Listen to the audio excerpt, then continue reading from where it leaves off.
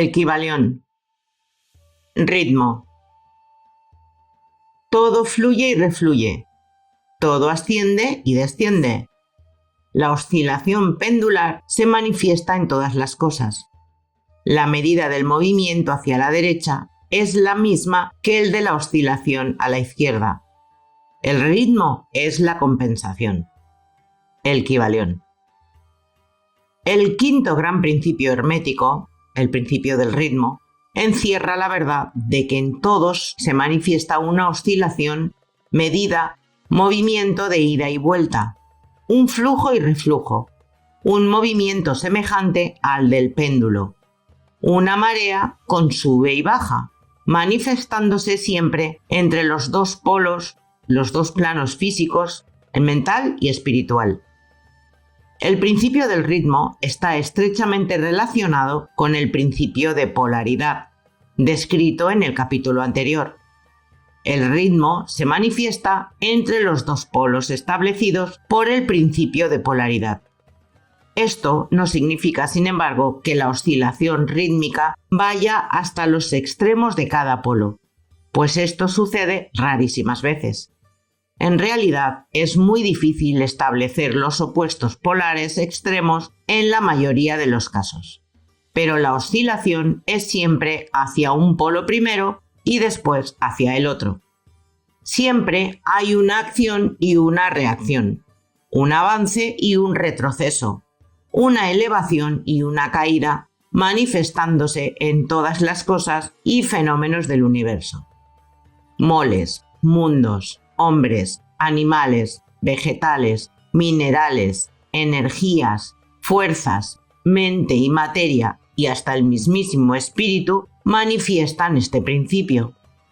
El principio se manifiesta en la creación y destrucción de los mundos, en la elevación y caída de las naciones, en la historia de la vida de todas las cosas y finalmente en los estados mentales del hombre. Empezando por las manifestaciones del espíritu, el todo se verá que siempre hay una emanación, seguida de absorción, la respiración y la aspiración de Brahma, según dicen los brahmines. Los universos se crean, alcanzan el punto más bajo de maternidad y entonces comienza la oscilación de vuelta. Los soles nacen, alcanzan la cumbre de su poder, empieza el progreso de su retrogresión y después de eones, sin cuento, se convierten en muertas masas de materia, esperando otro impulso que imparta en ellos nuevas energías internas y que los lleve a un nuevo ciclo de vida solar. Y así sucede con todos los mundos. Nacen, crecen y mueren, solo para renacer de nuevo. E igualmente sucede con todas las cosas del cuerpo o forma. Oscilan de la acción a la reacción, del nacimiento a la muerte, de la actividad a la inactividad, y de nuevo comienza el ciclo. Lo mismo pasa con todos los grandes movimientos filosóficos, credos de cualquier clase, gobiernos, naciones, etc.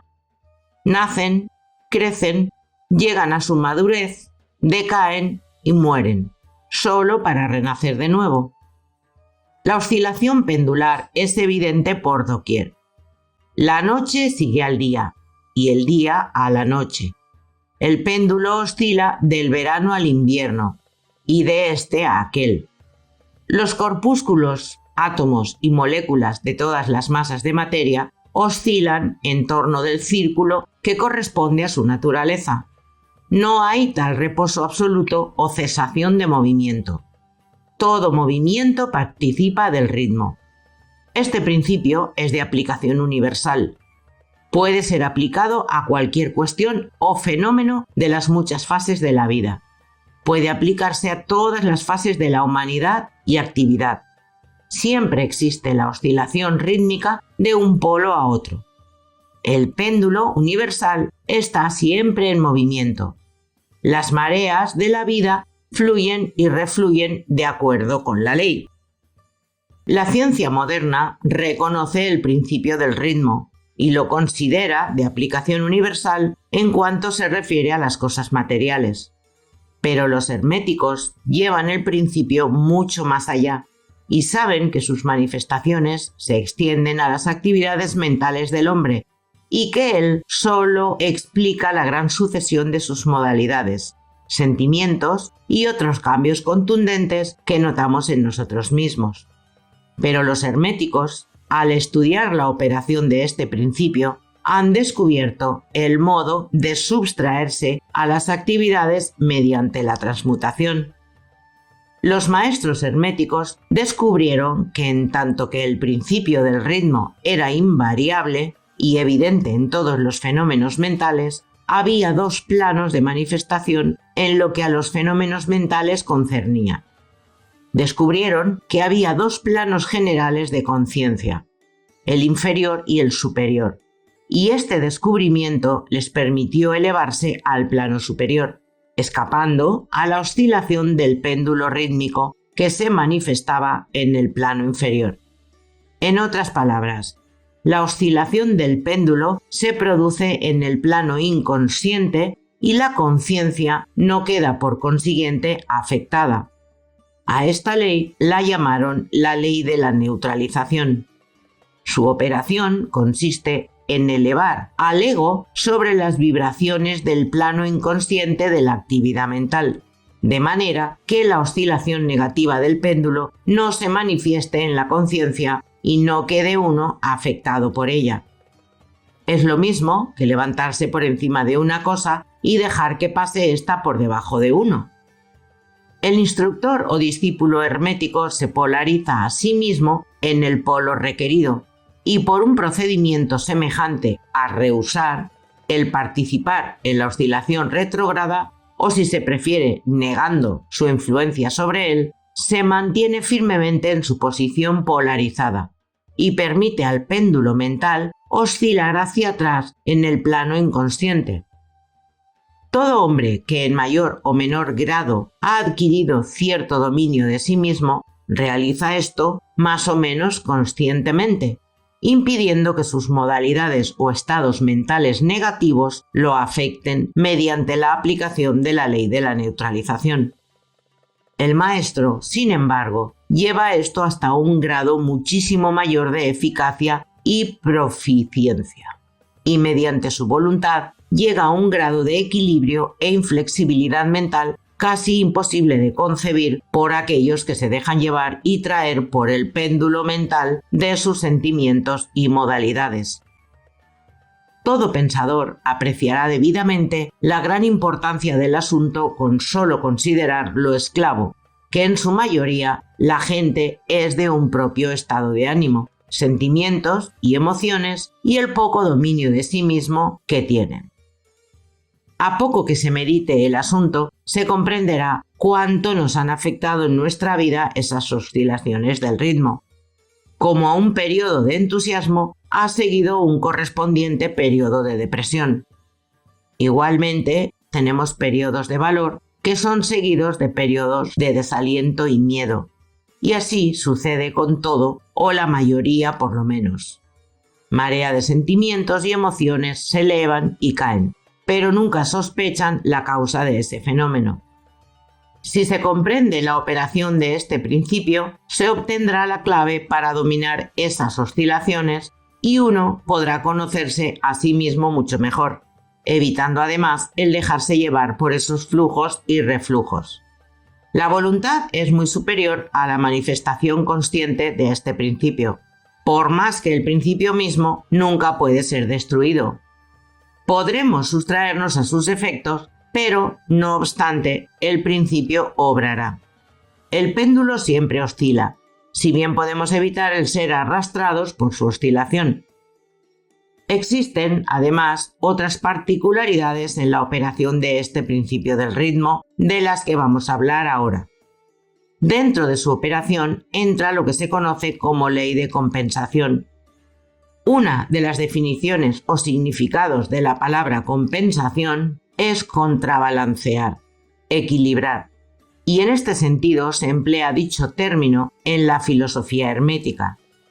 A esta ley de compensación se refiere el Kybalión cuando dice: la medida de la oscilación hacia la derecha es la misma que la de la oscilación hacia la izquierda. El ritmo es la compensación. La ley de compensación es la que hace que la oscilación en una dirección determine otra oscilación en sentido contrario, y así se equilibran mutuamente. En el plano físico vemos muchos ejemplos de esta ley. El péndulo de un reloj oscila hasta cierto punto hacia la derecha y de allí vuelve a oscilar hacia la izquierda otro tanto. Las estaciones se equilibran unas a otras de la misma manera. Las mareas obedecen a la misma ley y la misma ley se manifiesta en todos los fenómenos del ritmo.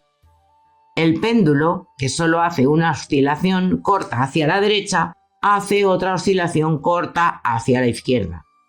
Si la oscilación hacia la derecha es grande, la oscilación hacia la izquierda lo es igualmente. Un objeto cualquiera arrojado hacia arriba tiene que recorrer exactamente el mismo camino de vuelta. La fuerza con que se lanza un proyectil hacia arriba se reproduce cuando el proyectil vuelve a la Tierra. Esta ley es constante en el plano físico. Como cualquier referencia a la mayor autoridad científica lo corroborará. Pero el hermético lo lleva aún más allá y afirma que los estados mentales están sujetos a la misma ley. El hombre capaz de gozar agudamente es también capaz de sufrir en igual grado. El que solo es capaz de escaso dolor tampoco puede gozar más que escaso placer. El cerdo sufre mentalmente muy poco, pero en cambio tampoco puede gozar gran cosa. Está compensado. Por otra parte, hay animales que gozan extraordinariamente, pero también su sistema nervioso y temperamento los hacen sufrir extremos grados de dolor. Igualmente sucede con el hombre. Hay temperamentos que solo son capaces de muy poco goce, pero entonces solo existe, como compensación, una capacidad para soportar muy poco dolor. En tanto que otros hombres pueden gozar intensamente, sufren en igual grado.